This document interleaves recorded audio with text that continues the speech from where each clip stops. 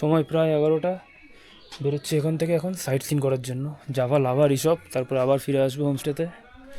আর কালকে আমাকে ফিরে যেতে হবে বাড়ি। এইদিকে দাঁড়িয়ে আছে গাড়ি। দিন হতে চলেছে একেবারে অন্যরকম। আজকে বেরিয়ে পড়েছি ঝান্ডি থেকে লাভার দিকে। আর আজ আমরা যাব হচ্ছে লাভা রিসর্ট আর ঘুরে দেখবো সামাবিয়ং টি গার্ডেন। চারিদিকের সবুজ আর সবুজ। এই রাস্তা গন্তব্যে শুধু পৌঁছে দেয় না, বরং প্রতিটা বাঁক এক একটা নতুন দৃশ্য উপহার দেয়। পাহাড়ের নীরবতা, পাইন গাছের গন্ধ আর ঠান্ডা হাওয়া, মনে হচ্ছে প্রকৃতি নিজেই আমাদের স্বাগত জানাচ্ছে। কালিম্পংয়ের অনেক জায়গায় অনেকে আসে, কিন্তু যেখানেই মানুষ আসুক না কেন, দুটো কমন ডেস্টিনেশন কিন্তু একই থাকে, লাভা আর রিসর্ট।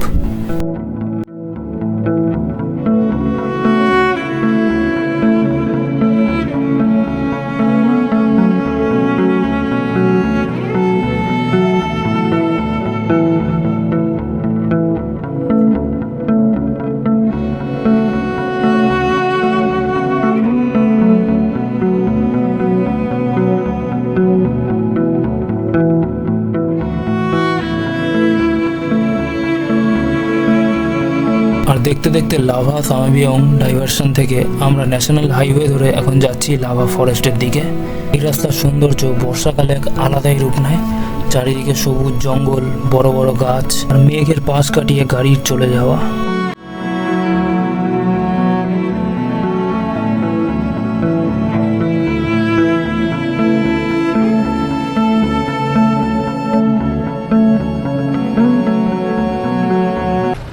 এইদিকে পাইন গাছে ওঠার একটা ভিউ পয়েন্ট আছে, ওদিকেই যাচ্ছি এখন।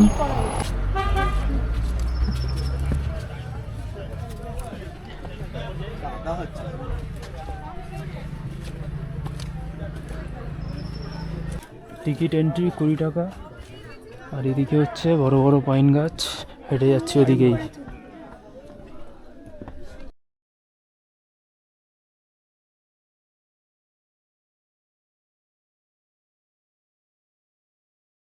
চারিদিকের মেঘ পুরো জঙ্গলে ঢুকে আসছে, আর আমরা এখন যাচ্ছি আর একটু উপরের দিকে।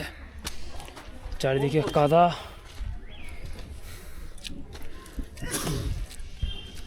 20 টাকা টিকিট এন্ট্রি দিয়ে আমরা এখন পৌঁছে গেছি লাভা ফরেস্টের দিকে।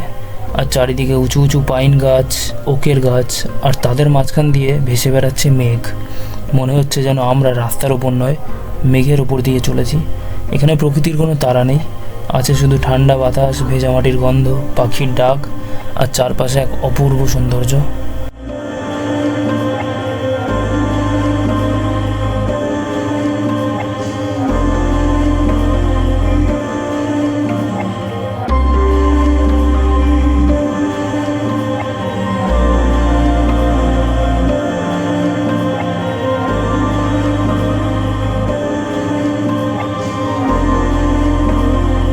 বর্ষার সময় লাভা ফরেস্টের আসল সৌন্দর্য ফুটে ওঠে।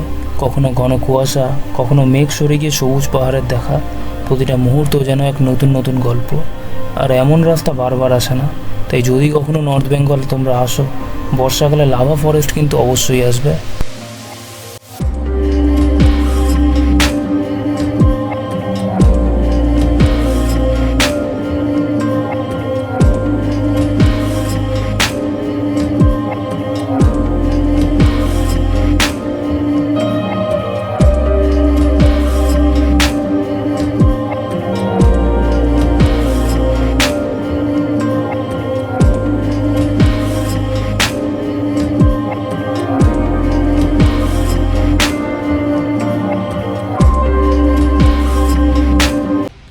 এদিকে আছে বসার জায়গা, আর এই বেঞ্চে বসে সামনের ভিউ ঠিক এই রকম।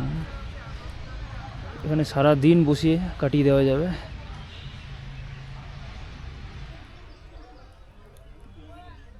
চারিদিকে বড় বড় পাইন গাছ, অনেক টুরিস্ট এসছে। এই লাভা ফরেস্ট থেকে এখন যাব হচ্ছে রিসর্টের দিকে।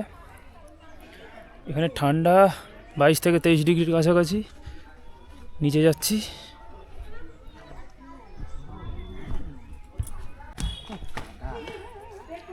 ঠিক ওই দিক থেকে আমরা উঠে এলাম এই সিঁড়ি বেয়ে।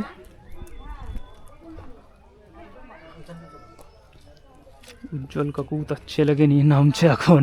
হাই হাই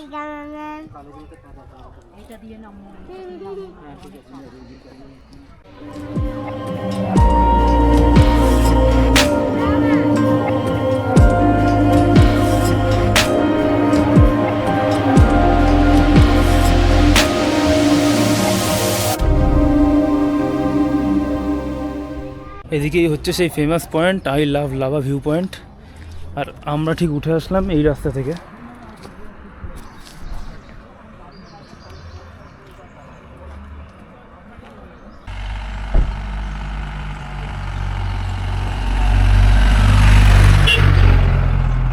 পুরো রাস্তা ঘোলা হয়ে গেছে, কারণ মেঘ আস্তে আস্তে রাস্তাকে ঘিরে ফেলেছে।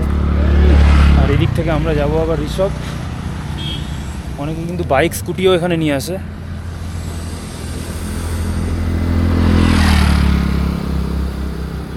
লাভা ফরেস্ট ঘোরার পর আমরা এখন চলেছি ঋষভের দিকে, পরে আবার এদিকে আসবো, কারণ আমাদের লাভা মনাস্ট্রি ঘোরা এখনো বাকি।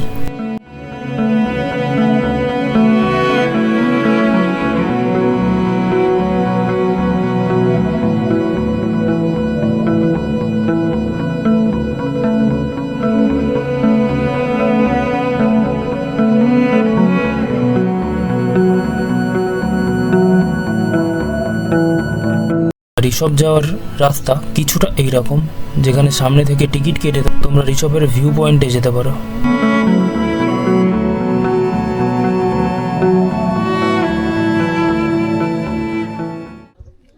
ওই দিকের রাস্তা দিয়ে আমরা নেমে এলাম আর এখন এসে পৌঁছেছি ঋষভ। ঠিকঠাক সিজনে এলে ঋষভ থেকে কাঞ্চনজঙ্ঘার দারুণ একটা ভিউ পাওয়া যায়। অল্টিটিউড আমাদের 8200 থেকে 500 ফুট। আর এই ছোট্ট পাহাড়ি গ্রামটা যেন প্রকৃতির কোলে লুকিয়ে থাকা একটা শান্ত জায়গা। আর বর্ষার কারণে কাঞ্চনজঙ্ঘা এখন মেঘের আড়ালে, আর মেঘগুলোই ঋষভকে একটা অন্যরকম সৌন্দর্য দিয়েছে।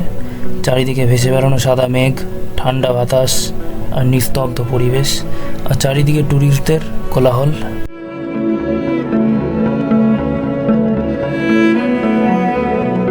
অনেক কষ্টেই আই লাভ ঋষভ পয়েন্টটা ফাঁকা পেলাম, আর এখানেই তুলে নিলাম টাক টাক করে কিছু ছবি।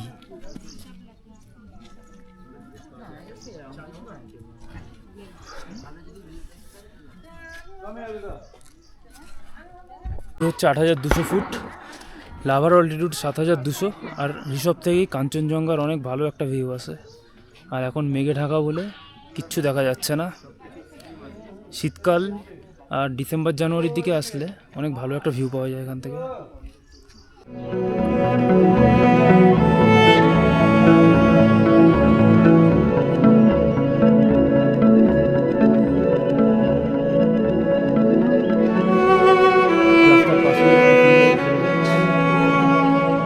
ডাক, চারিদিকে মেঘ, সবুজ সবুজ।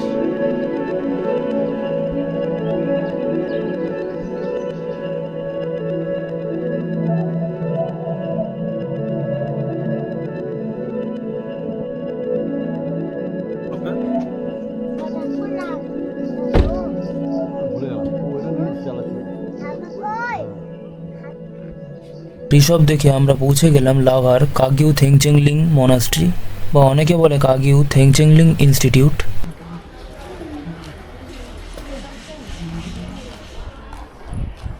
মনাস্ট্রি দিয়ে যাওয়ার জন্য এই রাস্তাটা দিয়ে হেঁটে যেতে হবে।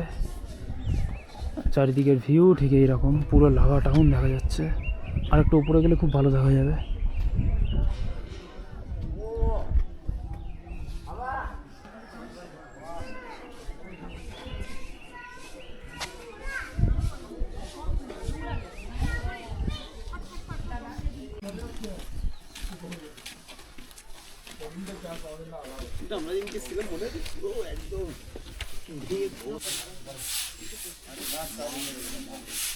আর আমাদের মতো ট্যুরিস্টদেরও উচিত এই জায়গা পুরোপুরিভাবে ক্লিন রাখা, যেমনটা এনারা করছেন।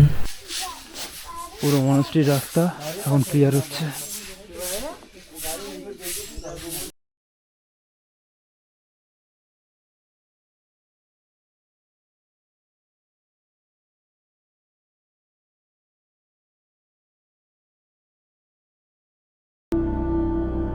আর এই শান্ত পরিবেশে আছে এই মনাস্ট্রি, যার নাম কাগ্যু থেংচেংলিং মনাস্ট্রি বা ইনস্টিটিউট।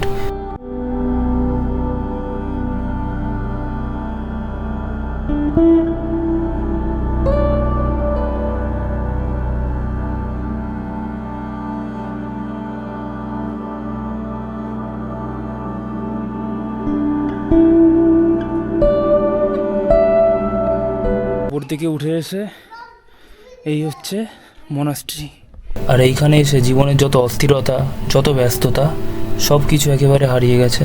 কি সুন্দরভাবে মেঘগুলো মনাস্ট্রির চারপাশে ঘুরে বেড়াচ্ছে, যেন প্রকৃতিও নীরবে প্রেয়ার করে যাচ্ছে।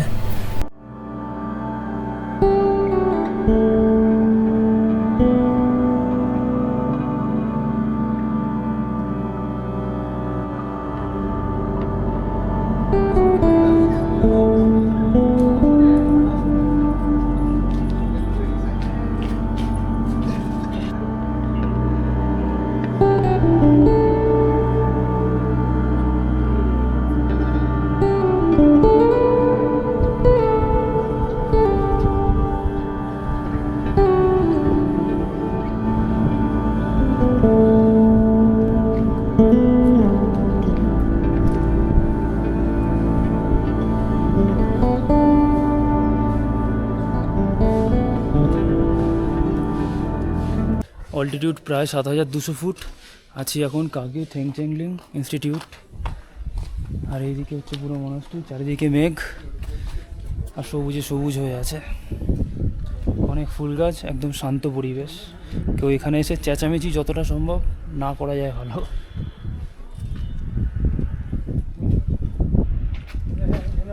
আর বুদ্ধ পূর্ণিমার সময় এই মনাস্ট্রি অনেক সুন্দরভাবে সেজে ওঠে, চাইলে তোমরা সেই সময় এসেও ঘুরে দেখতে পারো।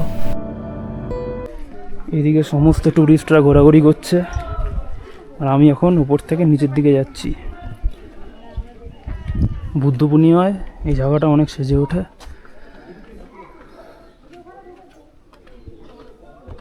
আমরা রিসোর্ট থেকে লাভাতে এলাম। লাভাতে এসে দেখে খুব ভালো লাগছে, মেঘে ঢাকা পাহাড়। এখন আমরা ঝান্ডিতে আমাদের হোমস্টেতে যাব। এখানে সবাই জিনিসপত্র বিক্রি করছে, এখানে সুভেনিয়ার্স, অনেক মার্কেটিংয়ের জিনিস, গিফট আইটেমস সব কিছু আছে।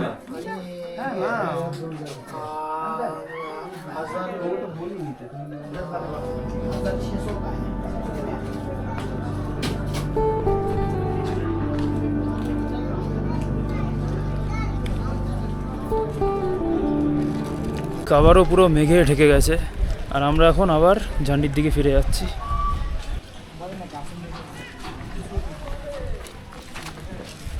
ঝান্ডির সব থেকে কাছে একটা সুন্দর ভিউ পয়েন্ট হচ্ছে সামাবিয়ং টি গার্ডেন, যেটা ঝান্ডি থেকে প্রায় মোটামুটি 4 থেকে 5 কিলোমিটার দূরে, মানে আমাদের হোমস্টে থেকে।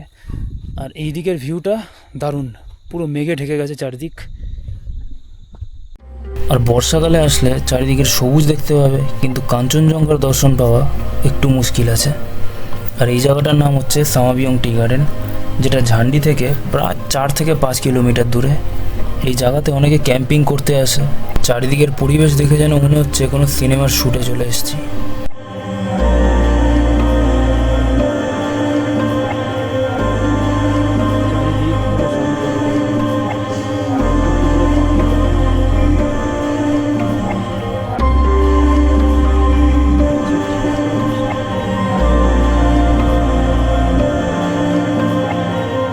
এই জায়গাটা শুধুমাত্র ছবিতে দেখেছিলাম, বাট এইবারে আসলাম যখন, লাস্টে এসছি এই জায়গাটা।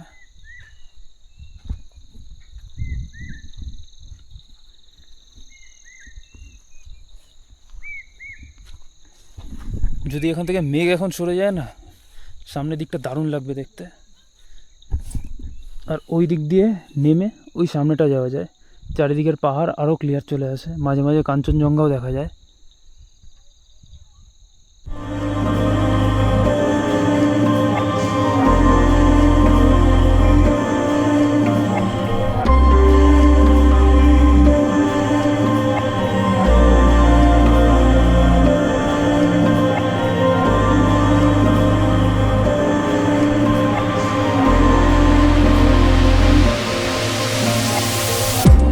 টি গার্ডেনের কাছেই আরও একটা ভালো জায়গায় পৌঁছেছি, একটা শিব মন্দিরের কাছে,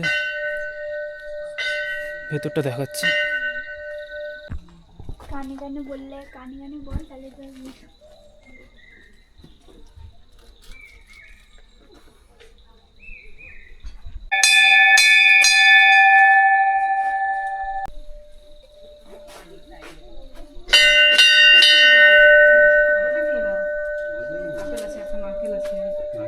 এই দোকানটা আরো সুন্দর আপেল আছে।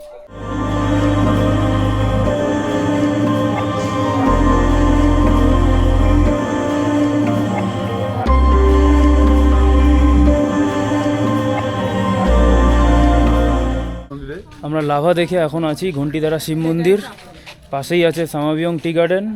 পুরো রাস্তা এখন মেঘে ঢাকা। এখন আবারও ফিরে যাচ্ছি আমরা ঝান্ডিতে। আজকে এই ছিল লাভা, ঋষভ আর সামাবিয়ং টি গার্ডেন। আর আজকে সারাদিন ঝান্ডিতে থেকে কালকে আবারও আমাদের বাড়ি ফিরে যাওয়া।